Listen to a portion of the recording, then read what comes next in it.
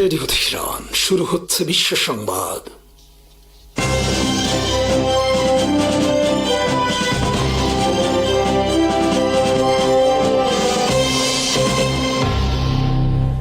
শুরুতেই সংবাদ শিরোনাম। ইরানের জাহাজে হামলা, যুক্তরাষ্ট্রের তীব্র উত্তেজনা হরমুজে। ইসলামাবাদ আসছেন যুক্তরাষ্ট্রের vice president JD Vance. Iran দ্বিতীয় দফা আলোচনায় বসতে রাজি নয়। পাকিস্তানে যুক্তরাষ্ট্রের 6 সামরিক পরিবহন বিমান। টোল দিয়েও হরমুজ প্রণালীতে জাহাজ চলতে পারবে না, ঘোষণা ইরানের। বাব আল মান্দাব প্রণালীও বন্ধের হুমকি ইয়েমেনের। যুক্তরাষ্ট্র ও ইরানের পাল্টাপাল্টি অবরোধের মধ্যে রোববার তীব্র উত্তেজনা ছড়িয়ে পড়েছে হরমুজ প্রণালীতে। রোববার যুক্তরাষ্ট্র হামলা চালিয়েছে ইরানের একটি পণ্যবাহী মাদার ভেসেলে। এ ঘটনার মধ্যেই যুক্তরাষ্ট্রের প্রেসিডেন্ট ডোনাল্ড ট্রাম্প ঘোষণা দিয়েছেন তিনি ভাইস প্রেসিডেন্ট জেডি ভান্সকে মঙ্গলবার ইসলামাবাদে পাঠাচ্ছেন এবং ইরানকে অবশ্যই চুক্তি করতে হবে। চুক্তি না করলে ইরানের প্রতিটি ব্রিজ, প্রতিটি বিদ্যুৎ কেন্দ্র বেছে বেছে ধ্বংস করা হবে। ইরান যদি সোজা পথে চুক্তি না করে তাহলে আমরা তাদেরকে বাধ্য করব চুক্তি করতে। ইরান জানিয়ে দিয়েছে তারা পাকিস্তানের দ্বিতীয় দফা আলোচনার জন্য কোনো প্রতিনিধি পাঠাবে না। ইরানের ওপর নৌ অবরোধ অব্যাহত রাখা এবং তাদের জাহাজে হামলার পর ইরান পাকিস্তানকে তাদের অবস্থানের কথা জানিয়ে দিয়েছে। পাকিস্তানের প্রধানমন্ত্রী শাহবাজ শরীফ টেলিফোনে কথা বলেছেন ইরানের প্রেসিডেন্ট মাসুদ পেজিশকিয়ানের সাথে, কিন্তু তিনি পাকিস্তানে প্রতিনিধি পাঠাতে রাজি হননি বলে জানিয়েছে ইরানের রাষ্ট্রীয় সংবাদ সংস্থা ইরনা। ইরানের প্রেসিডেন্ট মাসুদ পেজিশকিয়ান পাকিস্তানের প্রধানমন্ত্রী শাহবাজ শরীফের সঙ্গে ফোনালাপের প্রসঙ্গে বলেন, আলোচনা ও যুদ্ধবিরতির সময় যুক্তরাষ্ট্র ধারাবাহিকভাবে প্রতিশ্রুতি লঙ্ঘন করেছে, অত্যাচারী ও অযৌক্তিক আচরণ করেছে। তিনি বলেন, ইরানের বিরুদ্ধে তথাকথিত নৌ অবরোধের মাধ্যমে উস্কানিমূলক ও অবৈধ কর্মকাণ্ড অব্যাহত রাখা যুদ্ধবিরতি সমঝোতার সুস্পষ্ট লঙ্ঘন এবং এটি জাতিসংঘ সনদের পরিপন্থী। পাকিস্তানের প্রধানমন্ত্রী শাহবাজ শরীফ ও ইরানের প্রেসিডেন্ট মাসুদ পেজিশকিয়ানের মধ্যে ফোনালাপ হয়েছে বলে জানিয়েছে পাকিস্তান সরকার। পাকিস্তানের প্রকাশিত বিবৃতিতে বলা হয়, আঞ্চলিক শান্তি ও নিরাপত্তা প্রতিষ্ঠায় পাকিস্তান সৎ ও আন্তরিক প্রচেষ্টা অব্যাহত রাখবে বলে ইরানের প্রেসিডেন্টকে আশ্বস্ত করেছেন শাহবাজ শরীফ। তবে পরবর্তী দফার আলোচনা কবে অনুষ্ঠিত হবে সে বিষয়ে কোনো ইঙ্গিত পাওয়া যায়নি। ইরান যখন পাকিস্তানে আর আলোচনায় বসতে রাজি নয়, তখন যুক্তরাষ্ট্র ও পাকিস্তান পুরোপুরি প্রস্তুতি নিয়ে চলছে দ্বিতীয় দফা আলোচনা অনুষ্ঠানে। পাকিস্তানে আলোচনা উপলক্ষে রোববার রাওয়ালপিন্ডির নূর খান বিমানবন্দরে অবতরণ করেছে যুক্তরাষ্ট্রের 6টি C-17 গ্লোব মাস্টার নামক সামরিক পরিবহন বিমান। এসব বিমানে পাকিস্তান এসেছে যুক্তরাষ্ট্রের একটি বিশেষ নিরাপত্তা টিম। আনা হয়েছে নিরাপত্তা সংক্রান্ত গুরুত্বপূর্ণ অনেক সরঞ্জাম। রোববার পরপর 6টি যুক্তরাষ্ট্রের বিশাল এলাকায় সামরিক পরিবহন বিমান রাওয়ালপিন্ডিতে অবতরণের ঘটনায় গোটা পাকিস্তানে কৌতূহল ছড়িয়ে পড়েছে। টাইমস অফ ইসলামাবাদের খবরে বলা হয়েছে, বিশেষ কিছু একটা ঘটতে যাচ্ছে পাকিস্তানে। এর আগে খবর বেরিয়েছে ইরান যুক্তরাষ্ট্র শান্তি চুক্তি উপলক্ষে প্রেসিডেন্ট ডোনাল্ড ট্রাম্প আসবেন পাকিস্তানে। বিশ্লেষকদের মতে ইরানকে আলোচনার টেবিলে বসাতে যুক্তরাষ্ট্র শেষ মুহূর্তে ইরানের বিরুদ্ধে নৌ অবরোধ তুলে নিতে পারে এবং ইসলামাবাদে হতে পারে শান্তি চুক্তি। পাকিস্তানের গণমাধ্যমের খবরে বলা হয়েছে, যুক্তরাষ্ট্র যেহেতু প্রতিনিধি দল পাঠাচ্ছে সোমবার, তাই ইরানও না পাঠিয়ে পারবে না। ফলে শুক্রবারের আগে হতে পারে দুই পক্ষের মধ্যে আলোচনা। রোববার ডোনাল্ড ট্রাম্প তার ব্যক্তিগত সামাজিক যোগাযোগ মাধ্যমে পাকিস্তানের প্রতিনিধি দল পাঠানোর ঘোষণার পর হোয়াইট হাউস থেকেও সংবাদ মাধ্যমকে জানানো হয়েছে পাকিস্তানের টিম পাঠানোর কথা। যুক্তরাষ্ট্র হামলা চালিয়েছে ইরানের তুস্কা নামে একটি পণ্যবাহী মাদার ভেসেলে। যুক্তরাষ্ট্রের অবরোধ উপেক্ষা করে বিশালাকায় জাহাজটি হরমুজ প্রণালীর দিকে যাচ্ছিল। এ সময় যুক্তরাষ্ট্রের একটি গাইডেড মিসাইল ডেস্ট্রয়ার উত্তর আরব সাগরে পিছু নেয় জাহাজটির। যুক্তরাষ্ট্র নেভি ইরানের জাহাজে বার্তা পাঠায় থামার জন্য, কিন্তু ইরানের জাহাজটি বার্তা উপেক্ষা করে চলতে থাকে। এরপর যুক্তরাষ্ট্র নেভি ডেস্ট্রয়ার থেকে গুলি চালায় জাহাজের ইঞ্জিন রুম লক্ষ্য করে। পরে জাহাজটি জব্দ করে যুক্তরাষ্ট্র নেভি। ওমান সাগরে রোববার ঘটে এই ঘটনা। ইরানের তুস্কা জাহাজটি মালয়েশিয়া থেকে ইরানের বন্দর আব্বাসের দিকে যাচ্ছিল। জাহাজটির দৈর্ঘ্য 965 ফিট, প্রশস্ত 107 ফিট। 8 দিন আগে মালয়েশিয়ার কালাং পোর্ট থেকে ছেড়ে আসে জাহাজটি। যুক্তরাষ্ট্রের প্রেসিডেন্ট ডোনাল্ড ট্রাম্প রোববার ইরানের জাহাজ আটকের খবর জানিয়ে বলেন, আগের দিন ইরান হরমুজ প্রণালীতে ফ্রান্স ও ব্রিটেনের দুটি জাহাজে গুলি চালিয়েছে। ট্রাম্প বলেন তুস্কা জাহাজটি পূর্বের অবৈধ কর্মকাণ্ডের কারণে মার্কিন ট্রেজারি বিভাগের নিষেধাজ্ঞার আওতায় ছিল। বর্তমানে জাহাজটি পুরোপুরি যুক্তরাষ্ট্রের হেফাজতে রয়েছে এবং এতে কি রয়েছে তা পরীক্ষা করে দেখা হচ্ছে।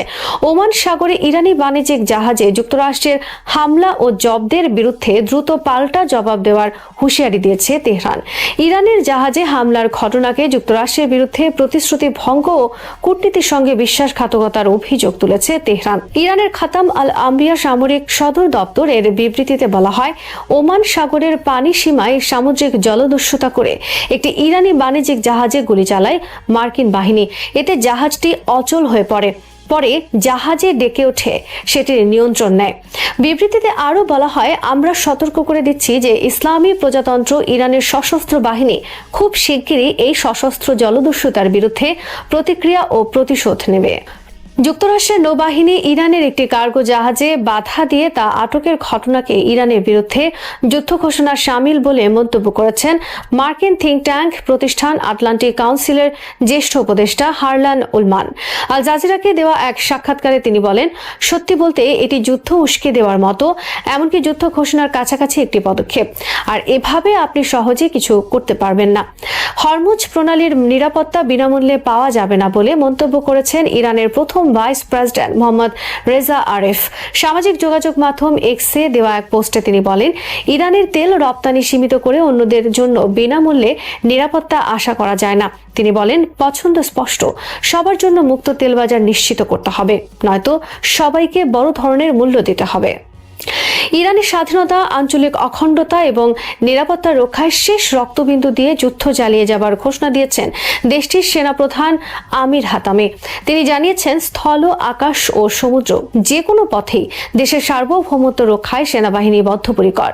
আমির হাতামি বলেন, সশস্ত্র বাহিনীর সকল শাখা যে কোনো শত্রুকে চূড়ান্তভাবে মোকাবেলা করতে এবং সামরিক সক্ষমতা আরও জোরদার করতে সর্বদা প্রস্তুত রয়েছে।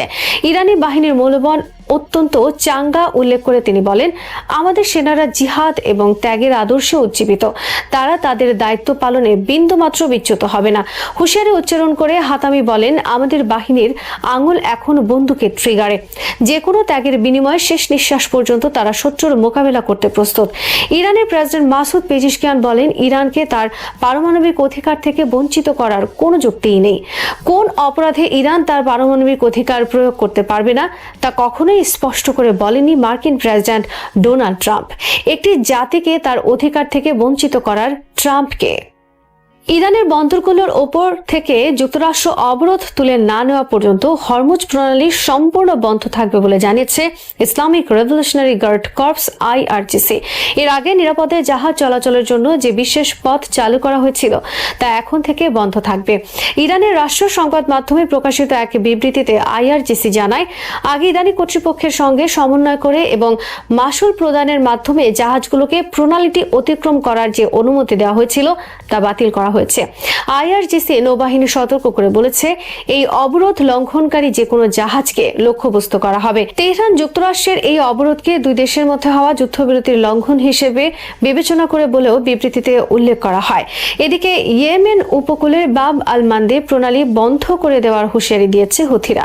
ইয়েমেনে হুথি সরকারের উপপররাষ্ট্রমন্ত্রী হুসেইন আল ইজ্জি সতর্ক করেছেন, মার্কিন প্রেসিডেন্ট ডোনাল্ড ট্রাম্প যদি শান্তি প্রতিষ্ঠায় বাধা দেওয়া অব্যাহত রাখেন তবে বাব আল মান্দেব প্রণালী বন্ধ করে দেওয়া হতে পারে। হরমুজ প্রণালীতে যুক্তরাষ্ট্রের নৌ অবরোধের পর এই যুদ্ধে চীনের ভূমিকা আরও গুরুত্বপূর্ণ হয়ে উঠেছে। ইরানের সাথে পাকিস্তানে যে আলোচনার উদ্যোগ নেওয়া হয়েছে তার নেপথ্যেও আছে চীন। চীন একদিকে ইরানকে সমরাস্ত্র স্যাটেলাইট তথ্য দিয়ে সহায়তা করছে, অপরদিকে পাকিস্তানের মাধ্যমে আলোচনায় নেপথ্যে ভূমিকা রাখছে। এমনকি ইরান ও যুক্তরাষ্ট্রের মধ্যে আলোচনায় গ্যারান্টারের ভূমিকা নিতে প্রস্তুত রয়েছে বেইজিং।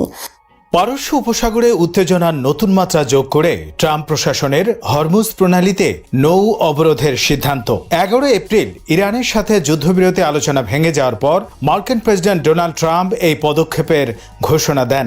আলোচনার এই ব্যর্থতার অন্যতম কারণ ছিল ইরান হরমুজ প্রণালীর নিয়ন্ত্রণ নিজেদের কাছে রাখতে চেয়েছিল। এই নৌপথ দিয়ে বিশ্বের 1/5 তেল পরিবহন করা হয়। মার্কিন অবরোধের মূল লক্ষ্য হল ইরান যেসব দেশের জাহাজ চলাচলে প্রতিবন্ধকতা তৈরি করেছিল তা যাতে করতে না পারে, ইরানের বন্দর থেকে যাতে কোনো জাহাজ চলাচল করতে না পারে, একই সাথে হরমুজ প্রণালী দিয়ে চলাচল করা জাহাজের উপর টোল ব্যবস্থা চালু করতে চেয়েছিল তা বন্ধ করা। মার্কিন এই অবরোধকে ট্রাম্প প্রশাসনের শক্তি প্রদর্শনের প্রচেষ্টা হিসেবে দেখা হচ্ছে, কিন্তু এই সিদ্ধান্ত ছিল বেইজিংয়ের প্রতি একটি চ্যালেঞ্জ। চীন সাম্প্রতিক বছরগুলোতে ইরানি তেলের প্রধান ক্রেতা। হরমুজ প্রণালী দিয়ে অন্য অনেক দেশের জাহাজ চলাচল করতে না পারলেও চীনা জাহাজগুলো কোনো বাধা ছাড়াই এই প্রণালীতে চলাচল করতে পারত। মার্কিন নৌ অবরোধে একটি চীনা জাহাজ বাধার মুখে পড়ে। রিচ স্টারি নামে একটি চীনা মালিকানাধীন ট্যাঙ্কার ইরানের বন্দর থেকে ছেড়ে আসে। এই জাহাজটি ইরানি তেল পরিবহনের জন্য মার্কিন নিষেধাজ্ঞার আওতায় রয়েছে। এই ট্যাঙ্কারটি মার্কিন যুদ্ধজাহাজগুলোর কোনো বাধা ছাড়াই প্রণালীটি অতিক্রম করে। পরে জাহাজটি ওমান উপসাগর থেকে ঘুরে আবার হরমুজ প্রণালীর দিকে ফিরে যায়। মার্কিন যুক্তরাষ্ট্রের দাবি, এখন পর্যন্ত 6টি জাহাজকে এভাবে ঘুরিয়ে দেওয়া হয়েছে। রিচ স্টারির এই সংঘর্ষ এড়িয়ে চলা থেকে ইঙ্গিত পাওয়া যায় বেইজিং এখনও ওয়াশিংটনের রেড লাইন বা সীমারেখা অতিক্রম করতে ইচ্ছুক নয়। আগামী মাসে চীনে মার্কিন প্রেসিডেন্টের নির্ধারিত রাষ্ট্রীয় সফরের আগে তারা কোনো ঝামেলা চাইছে না। চীন এই মার্কিন অবরোধকে একটি বিপজ্জনক এবং দায়িত্বজ্ঞানহীন কাজ বলে অভিহিত করেছে। তবে এই অবরোধকে চ্যালেঞ্জ না করার সিদ্ধান্তটি চীনের দুর্বলতা হিসেবেও ব্যাখ্যা করা যেতে পারে, যা সম্ভবত ওয়াশিংটনকে চীনের ট্যাঙ্কার বহরের বিরুদ্ধে আরও সক্রিয় পদক্ষেপ নিতে উৎসাহিত করতে পারে। বিশ্লেষকরা বলছেন, মার্কিন যুক্তরাষ্ট্র যদি কোনো চীনা জাহাজ জব্দ করে তা অত্যন্ত বিপজ্জনক পরিস্থিতির সৃষ্টি করতে পারে। বেইজিং একে ওয়াশিংটনের পক্ষ থেকে যুদ্ধের উস্কানি হিসাবে দেখতে পারে। এই ধরনের পদক্ষেপকে চীন মনে করতে পারে দেশটির অর্থনীতিকে শ্বাসরোধ করার একটি মার্কিন প্রচেষ্টা হিসেবে। পারস্য উপসাগরে যুক্তরাষ্ট্র ও চীনের মধ্যে সরাসরি সশস্ত্র সংঘর্ষের সম্ভাবনা কম। এরপরও এই ধরনের ঘটনা ঘটলে বেইজিং জিবুতিতে অবস্থানরত তাদের নৌবহর এই অঞ্চলে মোতায়েন করতে পারে। জিবুতিতে চীনের 48তম স্কট গ্রুপ এই অঞ্চলে জলদস্যু বিরোধী অভিযান এবং চীনা জাহাজের নিরাপত্তার দায়িত্ব পালন করেছে। এখন এ প্রশ্ন সামনে আসছে, চীনের ট্যাঙ্কার যদি ইরানের বন্দরগুলো থেকে তেল নিয়ে হরমুজ প্রণালী অতিক্রমের চেষ্টা করে, তাহলে কি সে জাহাজে গুলি চালাবে? মার্কিন অবরোধের বিপরীতে চীনের প্রতিক্রিয়া হতে পারে পরোক্ষ। এর একটি উপায় হতে পারে ইরানকে উন্নত অস্ত্রশস্ত্র সরবরাহ করা। চীনের বেইদুস স্যাটেলাইট নেভিগেশন সিস্টেম ইতিমধ্যেই মার্কিন ও ইসরায়েলি লক্ষ্যবস্তুর বিরুদ্ধে ইরানের মিসাইল হামলায় গুরুত্বপূর্ণ ভূমিকা পালন করছে। ইরানকে আরও বেশি সামরিক সহায়তা দিতে পারে চীন। মিসাইল এবং ড্রোনের মাধ্যমে বেইজিং ইরানের হয়ে পরোক্ষ প্রতিশোধ নিতে পারে। নিউ ইয়র্ক টাইমস সম্প্রতি গোয়েন্দা সূত্রের বরাতে জানিয়েছে যে চীন ইরানকে কাঁধে বহনযোগ্য মিসাইল পাঠিয়েছে, যদিও বেইজিং এই দাবি অস্বীকার করেছে। অনেক বিশ্লেষক মনে করেন চীনের প্রতিশোধমূলক পদক্ষেপ মধ্যপ্রাচ্যে না হয়ে এশিয়া প্যাসিফিক অঞ্চলেও হতে পারে। এই মুহূর্তে ওই অঞ্চলে মার্কিন মিত্ররা বেশ নাজুক অবস্থায় রয়েছে। দক্ষিণ কোরিয়া থেকে কিছু মিসাইল সিস্টেম মধ্যপ্রাচ্যে সরিয়ে নেওয়া হয়েছে। এছাড়া হরমুজ প্রণালী বন্ধ হওয়ায় জ্বালানি সংকটের কারণে পুরো অঞ্চলটি চীনের সম্ভাব্য পদক্ষেপের মুখে আরও অরক্ষিত হয়ে পড়েছে। চীনের ঘোষিত নীতি হচ্ছে বিশ্ব অর্থনীতির স্থিতিশীলতার স্বার্থে মধ্যপ্রাচ্যের সংঘাত কমানো। এরপরও এই সংকট চীনের বৃহত্তর লক্ষ্য পূরণের সুযোগ করে দিচ্ছে। পারস্য উপসাগরের তেল বাণিজ্যে ইউয়ানের গুরুত্ব বাড়ছে। ইরান এই মুদ্রায় এখন লেনদেন করছে। এটি 21 শতকে পেট্রোডলারের আধিপত্যের বিরুদ্ধে পেট্রো ইউয়ানের উত্থানকে ত্বরান্বিত করছে। তেলের সম্ভাব্য সংকটের ফলে বৈদ্যুতিক যানবাহনের ব্যাপক গ্রহণযোগ্যতা তৈরি হতে পারে। এতে বিওয়াইডি এর মতো চীনা কোম্পানিগুলো লাভবান হবে। এটি 1970-এর দশকের ওপেক সংকটের সময় জাপানি গাড়ির জনপ্রিয়তার কথা মনে করিয়ে দেয়। গত 15 মাসে ট্রাম্প প্রশাসনের আচরণের বিপরীতে চীন নিজেকে একটি স্থিতিশীল অংশীদার হিসাবে বিশ্ব দরবারে উপস্থাপন করার চেষ্টা করছে। বিশ্লেষকরা বলছেন, যুক্তরাষ্ট্র ও ইসরায়েলের ইরান আগ্রাসনের পর থেকে চীন নীরব দর্শকের ভূমিকা পালন করছে না। চীন সরাসরি যুদ্ধে না জড়ালেও কৌশলগত, অর্থনৈতিক এবং প্রযুক্তির মাধ্যমে ইরানের অন্যতম শক্তিশালী সহযোগী হিসেবে দাঁড়িয়ে গেছে। চীনের সাথে ইরানের 25 বছর মেয়াদী কৌশলগত চুক্তি রয়েছে। এর অধীনে চীন ইরানের অবকাঠামো ও জ্বালানি খাতে প্রায় $400 বিলিয়ন বিনিয়োগের প্রতিশ্রুতি দিয়েছে। এই দীর্ঘমেয়াদী স্বার্থের কারণেই চীন ইরানকে কোনো কোনোভাবেই পতন হতে দিতে চায় না। চীনের এই সমর্থন মূলত একটি পরোক্ষ যুদ্ধ বা প্রক্সি সাপোর্টের মতো, যেখানে তারা সরাসরি লড়াই না করে ইরানকে যুদ্ধের রসদ ও অর্থ দিয়ে সাহায্য করছে, যাতে ওই অঞ্চলে মার্কিন আধিপত্যকে চ্যালেঞ্জ করা যায়। ইরান যুদ্ধে পাকিস্তানে আয়োজিত যুক্তরাষ্ট্র ইরান শান্তি আলোচনায় চীনের ভূমিকা অত্যন্ত গুরুত্বপূর্ণ। পাকিস্তান এই আলোচনার মূল মধ্যস্থতাকারী হিসেবে কাজ করলেও পর্দার আড়ালে চীন সক্রিয়ভাবে প্রভাব বিস্তার করছে। চীন সরাসরি আলোচনায় না বসলেও ইরানকে আলোচনার টেবিলে আনতে বড় ধরনের ভূমিকা রেখেছে। পাকিস্তান যখন শান্তি আলোচনার জন্য কাজ করছিল, তখন চীন ইরানকে নমনীয় হওয়ার এবং উত্তেজনা কমানোর পরামর্শ দিয়েছিল। ট্রাম্প প্রশাসনও স্বীকার করেছে যে ইরানকে আলোচনার টেবিলে নিয়ে আসতে বেইজিং এর প্রভাব কার্যকর ছিল। ইসলামাবাদে অনুষ্ঠিত আলোচনার সময় চীন একটি উচ্চ পর্যায়ের প্রতিনিধি দল পাঠায়। বেইজিং এই বার্তা দেয় যে যদি উভয় পক্ষ একটি চুক্তিতে পৌঁছাতে পারে, তবে চীন সেই চুক্তির গ্যারান্টার হিসেবে ভূমিকা রাখতে প্রস্তুত।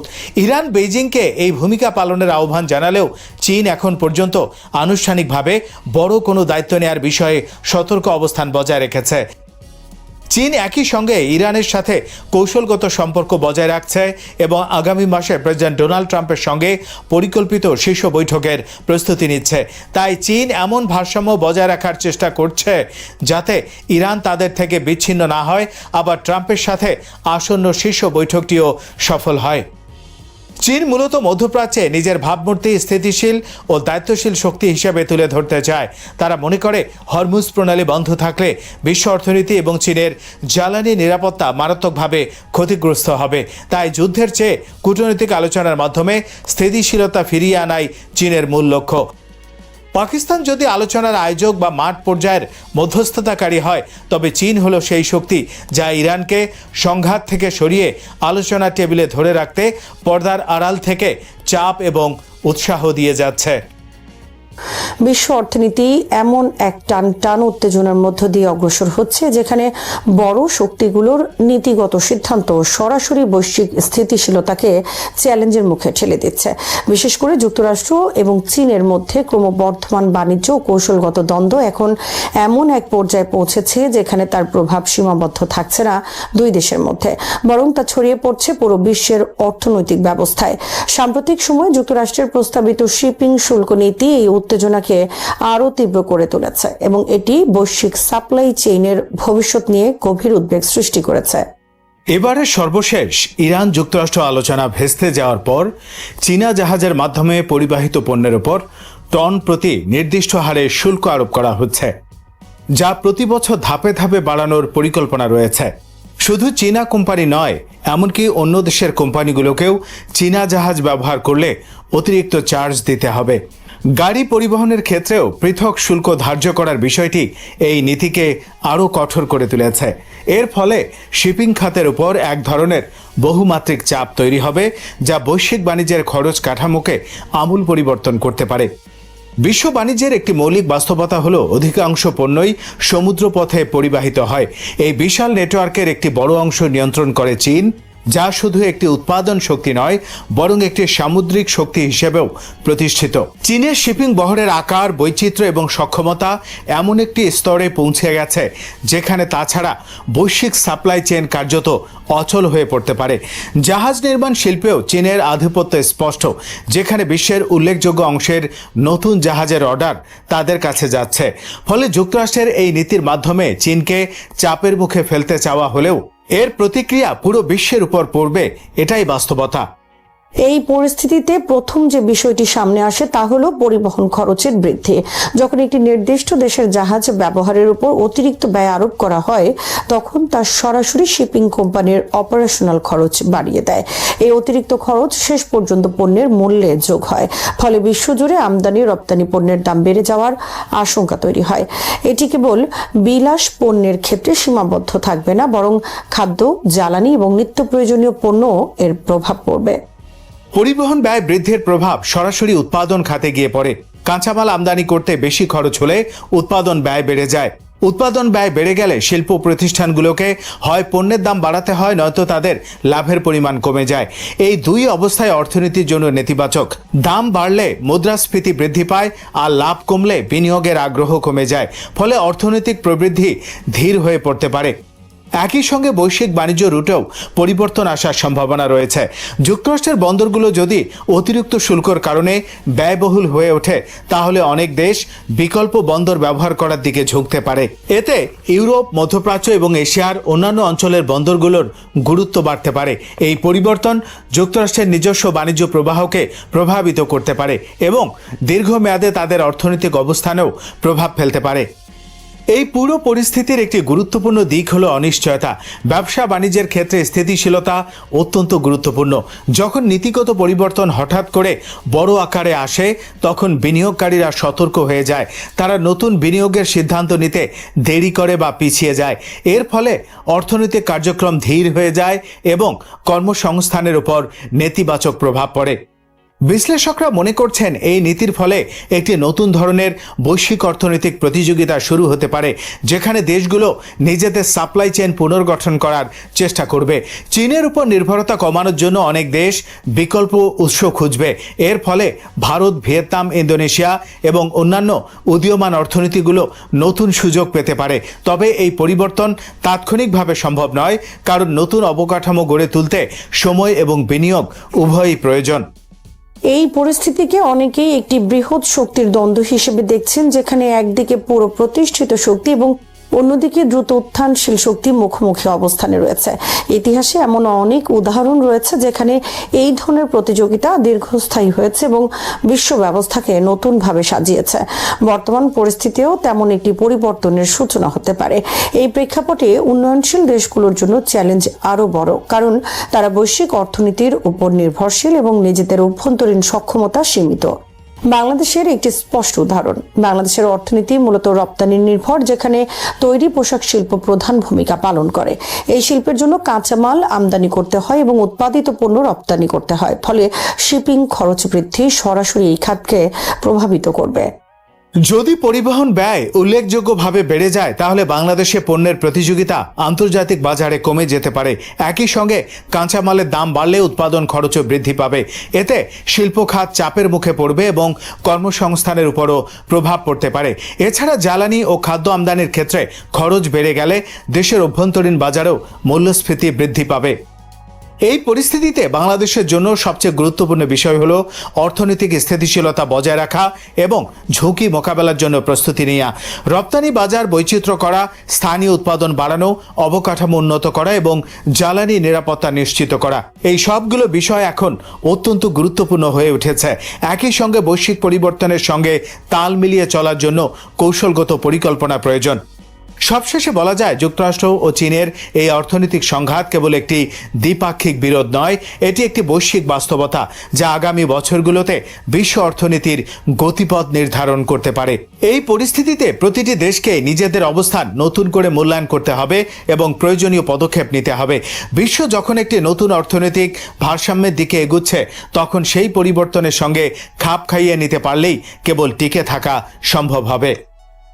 শ্রোতা বন্ধুরা, বিশ্ব সংবাদে এই ছিল আমাদের সর্বশেষ আয়োজন। সঙ্গে থাকার জন্য আপনাদের সবাইকে অসংখ্য ধন্যবাদ।